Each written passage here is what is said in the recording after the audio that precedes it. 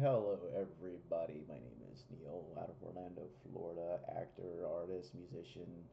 Uh, I wanted to make a quick video here to show, bringing, making a new texture in Unreal Engine.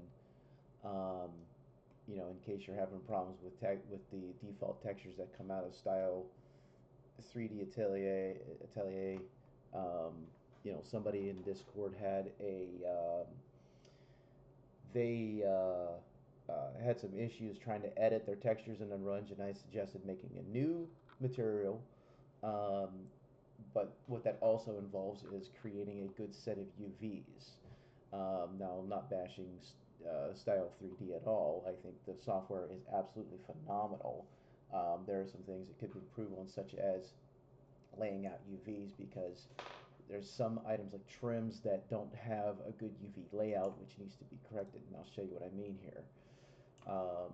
Now this is the now I'm going to take you kind of through the process. It's going to be a quick overview. I'm not going to go through any like how to do this and how to do that. I'm just going to show you exactly what I did to get good textures into um, Unreal Engine, and I'll show uh, what it's like going into I think iClone. iClone is an animation software, um, where you could create animations a lot easier than just plain keyframing it in like Blender or Houdini or any other package. So iClone was specifically designed for that, but this video is not about that. But what I am going to show you is what I did to get good UVs in texturing in the Substance Painter, which is basically what this video is about. Um, so these are the clothes that I made, and I exported them. Now I created the animation in. Why isn't it here? Um, Interesting. My cache is gone.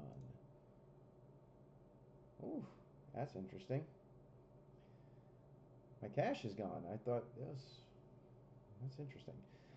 Anyway, so what I did was, let me open up iClone and I'll show you the and I'll show you what I did. Um, so in iClone, I created my animation, um, and I saved it out as uh, an FBX animation, and brought it into here. And when you're creating your animation, of course, before you export it, you don't want to have this option on, because this will offset by so many frames and it will just throw a lot of things out of whack. So turn create animation transition off. You don't need that. Um, but what I did was, let me open up my project. And this was a clothing test that I did. So I created all my animation in here, and I exported it. Um, and I exported it because you can't export as an Alembic. Well, you can export as an. I'm sorry, but I exported my animation as an FBX, um, and I did two, one for Unreal and one for Maya. Or one is no, well, Maya or Blender, or whichever one you want to prefer. But you can take either one of these and um, bring them into Style 3D. So that's what I did. And then when I exported it as FBX, I brought the animation in, um, you know, and did the simulation um, in here. And the other thing that you got to make sure of when you're doing your simulation is you want to have the frame rate set up wherever you did your animation. You want to have the frame rate set up, right? Which here my FPS, it's by default in iClone, it's at 60. But when you bring in other packages, you can just modify that, and I'll show you that in Houdini. Um, but you can modify that in however many frames you want. Um, but in any case, I mean, your frame rates have to be the same as well, but I don't. I'm kind of going off tangent here. um, but that's all for other tutorials. So I took the animation out, put it in here, um, and when I did this, I exported each one separately, and I think I did FBX, possibly. I don't remember what I did. Actually, I think I did Alembic. Yeah, I did shirt animation and shirt and pants and separately, because I wanted to work with them separately as far as the UVs go. I didn't want to pack them all into one texture. Um, so I exported everything as Alembic, and then when I brought it over to Houdini, before I took it into Substance Painter, I brought it into Houdini, and here's what I did in Houdini to lay out the UVs. And Houdini is really powerful for doing this. I haven't done the shirt yet, as far as you can see, but I brought in the pants, right? Oh, and the other key to this is that when you export, uh, we'll just do this for example. I'm just gonna cancel out of that though. When you export, you want to export selected pattern only, unless you want to do the entire thing. Then it's up to you, and you can separate them out after the fact. But I did this. I separated selected patterns, only selected patterns. You don't want avatars on. You don't want props on because you don't have any props. And depending on which garment you want to export, you may want to turn the trim off. The belt buckle. If you're exporting a shirt, then you don't want to include any of the trims. Like the belt buckle, for example, you don't want to include that. But you do want to include everything else. Um, so that's what I did. So you want to kind of play around with that and make sure you get the correct export that you want. So I brought it into Houdini. Oh, and the other thing is that when you're working with this, you don't want to have thickness on. And I'll show you something. You don't want to have the thickness on. So you want to actually select thin, merge vertices by sewing. This might not even be necessary, but I would do this anyway just to make sure that all the vertices are merged. And I combined all the meshes.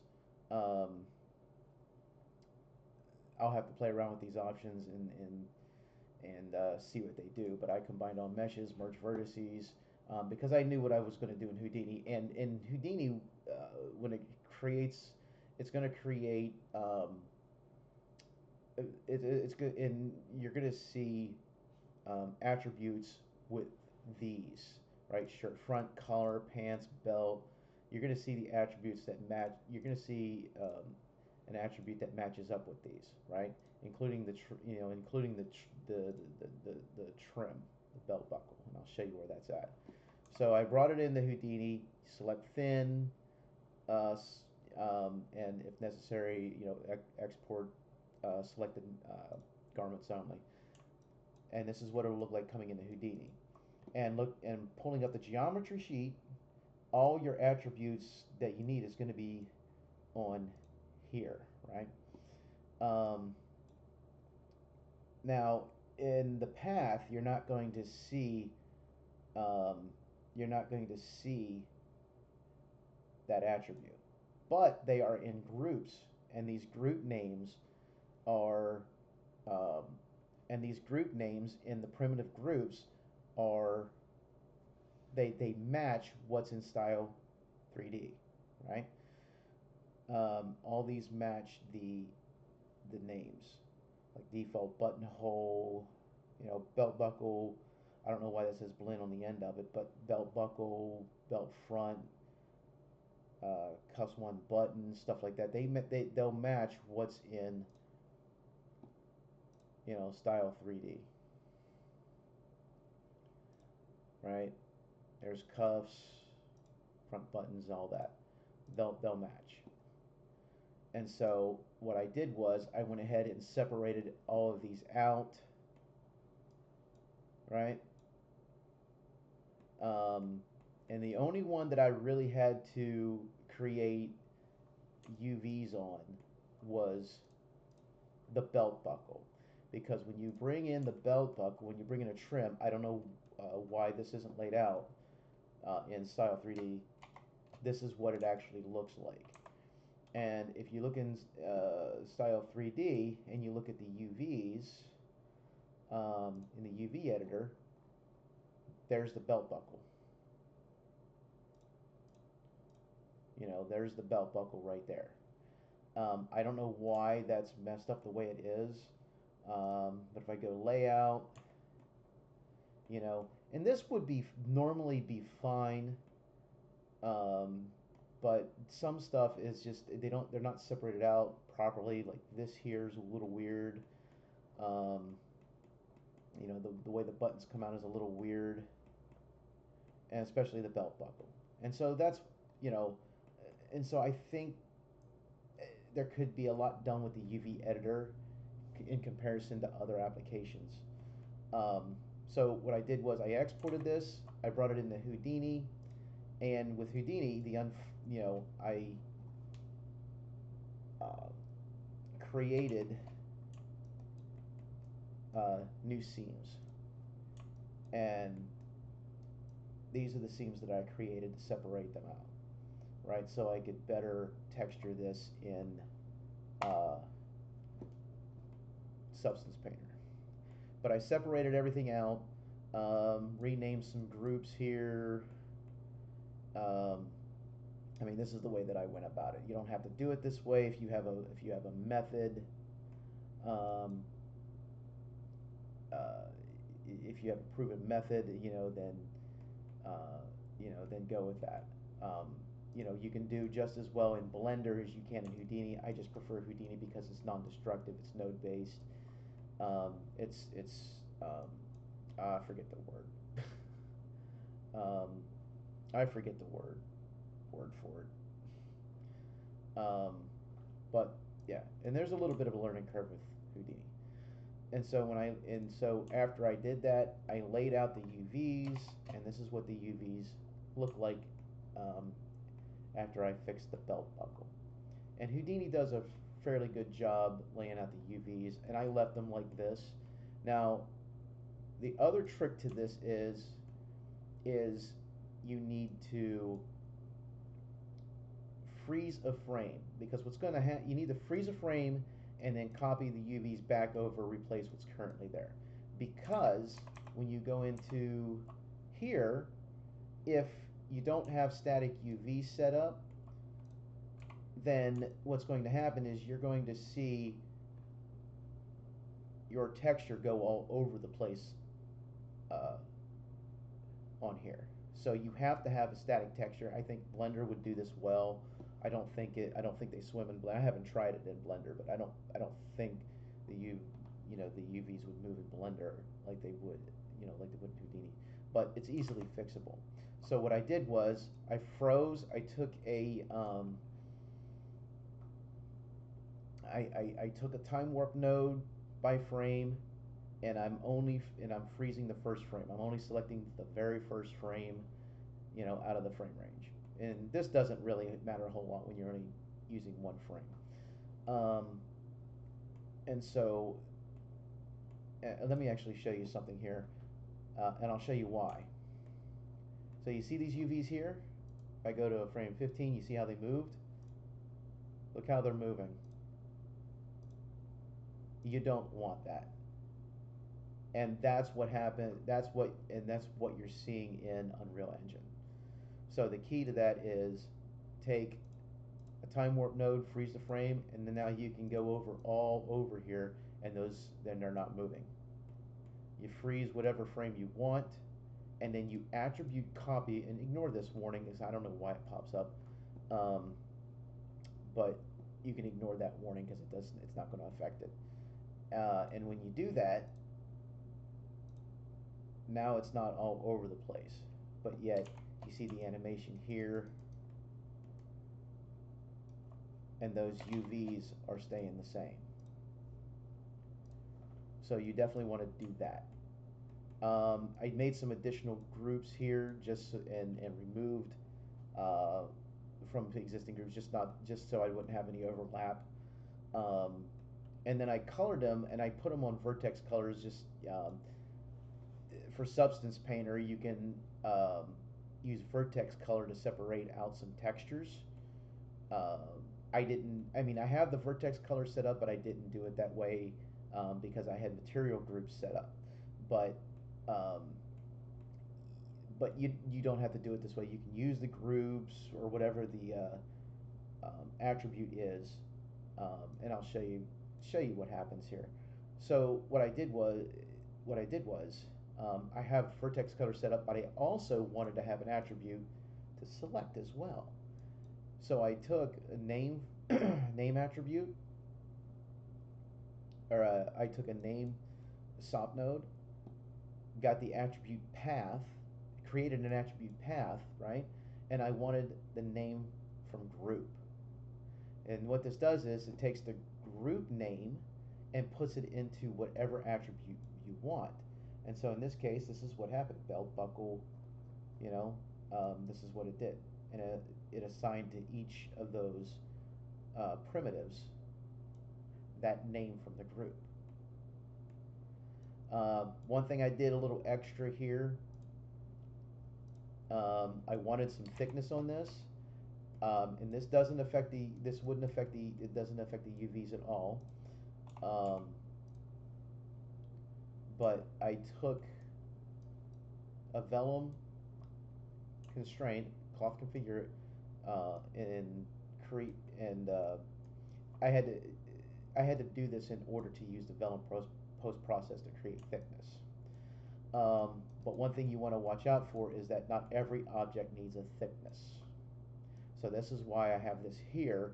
I want everything except the belt buckle, because if you do the belt buckle as well, you're going to create thickness. I didn't want to simulate the cloth. I just wanted thickness, and so I did this. Went into a vellum post process and gave it just a little bit of thickness. Right? I didn't do anything else with it. Just gave it thickness, and you can see it's not really affecting the UVs at all. The UVs stay the same, and they just get created on top of that. So I didn't do another layout node after that. And you can see all the vertex colors that I have added on here. I added a facet to give it normals, post compute normals, because there's no really normals on here, and it will look better with normals. I attributed promoted the normal to the vertex, because normally that's where normally that's where they're created by default in Houdini when you use, if you use a normal SOP node. I cleaned out everything that I didn't need, and it reduces the file size, right? It'll reduce the size of that, as opposed to here, since I have the attribute path, I don't need the groups anymore. I don't need the groups anymore.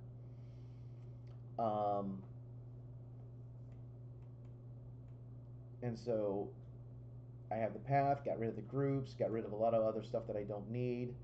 And this probably contributed to some other stuff maybe. I didn't have a problem going into Unreal Engine as far as that goes, but when I tried to bring the cloth back into Style3d, there was size problems because it was too small and you had to increase the size. Now, for and these both are the same. Oh, this is the other thing. You don't, and I wanted to do this. You don't want to remove degenerate primitives. You want to keep everything, and I kind of made that mistake. It didn't affect the UVs a whole lot as far as it didn't affect the UVs. Thank goodness. But you never want to remove degenerate primitives. Removing geometry could affect the UVs. It could affect the animation. It could affect how it looks. So make sure you check that off. You want to keep the attributes that you really need: UV, normal, path, and color, because you're going to need those in Substance Painter. The color, especially if you plan on using vertex colors to separate out the garments for each texture, right? And you can see the file size, 28.39 meg in memory, but this reduces it. But that's not counting like the actual size of the Alembic file. And so, of course, and here's something else when you're exporting to Substance Painter, to avoid issues with ambient occlusion, because ambient occlusion can, and I'll show you that, and I didn't do that for, you know, this right here. I didn't separate this out. But when you're doing ambient occlusion in Substance Painter, if this is all one object, you can get some weird shadows that just completely unattended. Like under here, you can get some really weird shadows, and I think I may have had that. I'd have to look. But you can get some really weird shadows, and so this is why I separated everything out. And this is where the attribute comes into play. The attribute path comes in. I separated everything out to minimize as many um, shadows, unwanted shadows as possible. So I separated these out. And so you would go in, once you do that, save the disk, and then in Substance Painter, and you see this right here. So what I did was, and this is why we have the path attribute. The path attribute, oh yeah, and the export option. This is probably not even needed. Actually, I did this as an extra measure to additional UV attributes just to make sure the UVs are on there, but that's probably not even needed. But you want build hierarchy from attribute, and you want to use that path attribute when you export on both of these. Well, actually, I didn't do it on this. The actual animation, you don't need it. Need to do that, but when you're in Substance Painter, you kind of do if you want to use the attribute. I'll show you what that looks like here.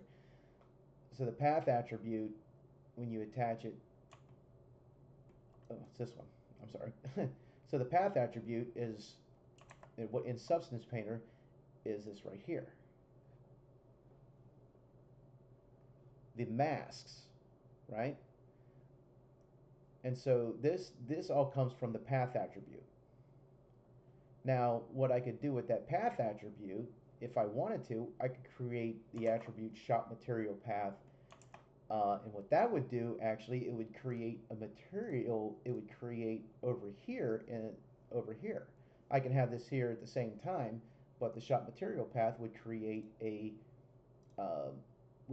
texture set for each one of these, just like the path did, if that makes any sense.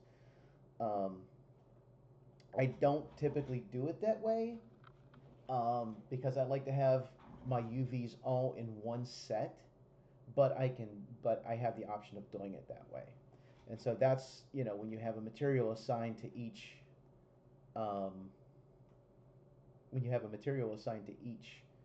item, then, you can do it that way. And either way is fine. Either way is fine.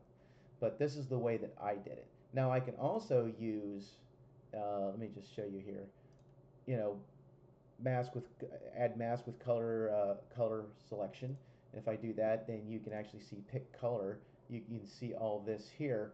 Ooh, you know what? Those aren't the colors that I picked, but I can go back and correct that. And actually, that brings me to my next topic. So when you bring in, let me actually get rid of this. All right. So when you first bring in your mesh, right? When you first bring in your mesh, let me actually get rid of this too.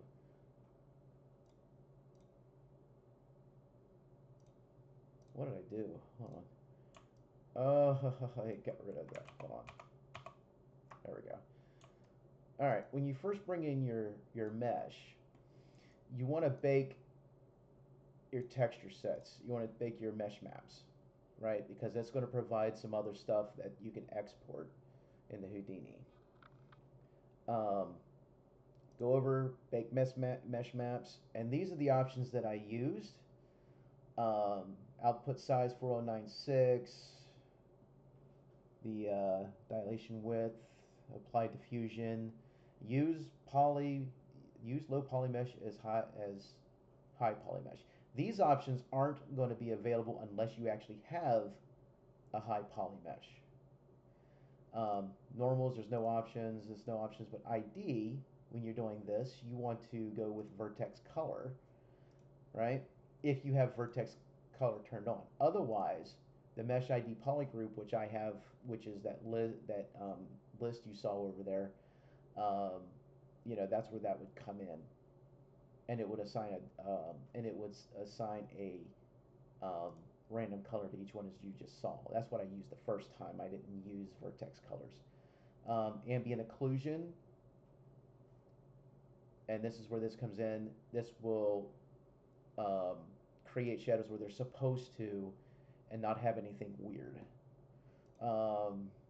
Curvature, I set this all the way up. Position, and all this.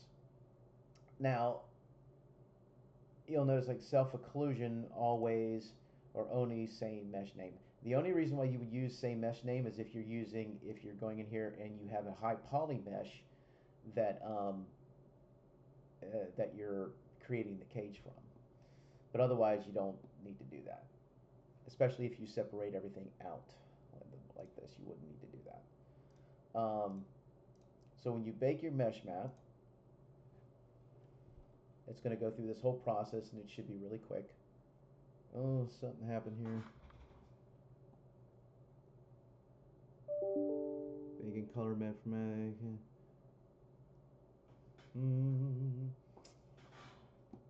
I think it may have done something with the yeah, it didn't. I'll have to look at that.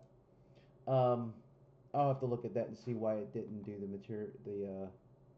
material ID. But we'll just do this one more time just to make sure it goes through. That was strange. No, I'd never seen that problem before. Yeah, I'll have to go back and look at that. But it goes through the baking process, and it makes all your map return, and then this is what you got. And then you return back over here. You create your textures. But the important part of this is the export process. Let me turn this back to material. Okay. So, and I brought it, and you can use whatever material you want. You can go to the substance asset library online, and use those. I just use simple materials, created, and in this instance, like the gold armor, created my own my own belt buckle. And this texture here is similar to what was in Style3d. I like the one in Style3d, so it's a repeating texture, but I used one that I got off the asset the asset library online. All right, so the important part is once you get your texture squared away, then file, export textures. Okay. Now, if you're going to use this in Unreal Engine, I always set the 4096 regardless. You want to, I don't know why this gets created, the emissive, because I don't have anything emissive on here. But, hold on. All right. I turn this off because I don't have anything emissive. If you have something emissive on here, then yeah, you want to turn that on. But I turned it off I turned it off. And you want to choose your output folder. Now, there's two of them in here. Unreal Engine Packed and Unreal Engine Subsurface Scattering Packed. You choose Packed, and it's going to create the ORM. And you can look at the output templates over here. You can create your own template if you want. But the Unreal Engine Packed and Subsurface Scattering Pack, they're kind of, I don't know what the difference is, but I always use the Unreal Engine Pack. Now, if I'm going to be rendering in Houdini, I have Redshift for Houdini. This is a different, I created this one based on uh, based on some feedback that I got from Maxon, a Maxon rep. If you're going to render in Houdini, then don't choose this. You want to create a new one, and it's actually an Arnold. Uh, it's actually this one right here. You can export for Arnold, and it will work in Redshift, uh, without any problems. I just simply copied this, and I copied this one and just named it Redshift. But for Unreal Engine, choose Unreal Engine Packed. I did PNG. Whatever file format works for you, go with it. Because you can do EXR or PNG. I did PNG, 16-bit, and then I exported, and then I brought the Alembic animation into. Let me get on modding mode. The Alembic in as a geometry cache, and I created a new material. And this is the only thing that I did in the material. These are the materials that were. These are the materials that were brought in. I have virtual texture set up. You don't have to do that. But I turned on for this project because this is a previous project I was working on. But regardless, it doesn't matter. This is how I have everything set up. I brought in the textures that it created. This is an ORM, not an ORD anymore. It used to be, I think, like before 5.4 or something like that. It used to be ORD, occlusion, roughness, and displacement. Now it's occlusion, roughness, and metallic. And the current version of Substance Painter will export in that. And so this is how I set up everything. For the cloth look, obviously base color, but you want to take the RGB into cloth, into the cloth slot. And these are the options: surface, opaque, cloth. All right. That's how that's what you use.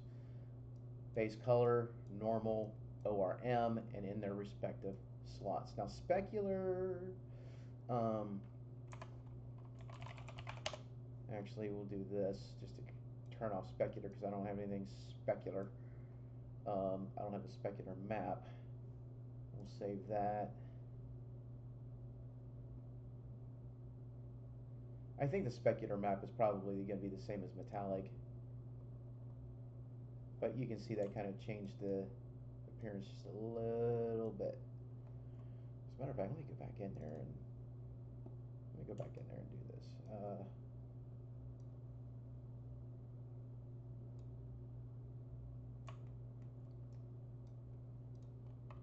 Because I forgot about specular.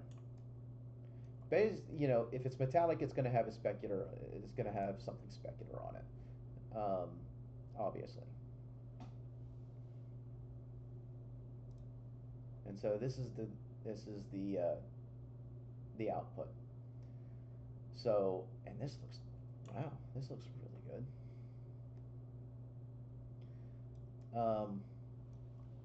And then you can set up the movie render queue, bring in your animation from whatever package you animated in, and then you can see what happened, and you can see the output. So now there's something weird that happens. I don't know why this happens, and I think it's something from maybe the way I exported or whatever, but let me see if it still happens. Hold on. You see a little flickering on the legs here.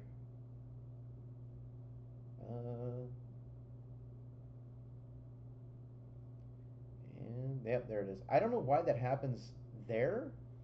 It's strange.